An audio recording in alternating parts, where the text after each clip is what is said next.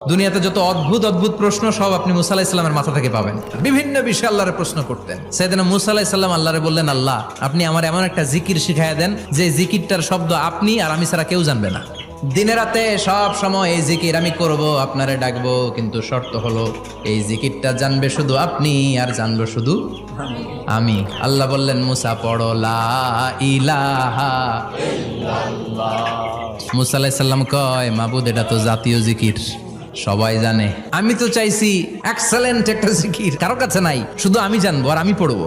আল্লাহ বললেন, মুসা এই লা ইলাহাকে যদি এক পাল্লায় রেখে দাও, তাম বিশ্ব, সাত আকাশ, সাত জমিনটারে তুলে যদি তুমি আরেক পাল্লায় রেখে দাও, লা রাজাহাত কাফাতু লা ইলাহা ইল্লাল্লাহ, মুহূর্তের মধ্যে লা ইলাহার পাল্লা ভারী হয়ে যাবে। ও মুসা, তুমি যতই এক্সক্লুসিভ জিকির চাও, লা ইলাহার চেয়ে দামি জিকির আমার কাছে নাই।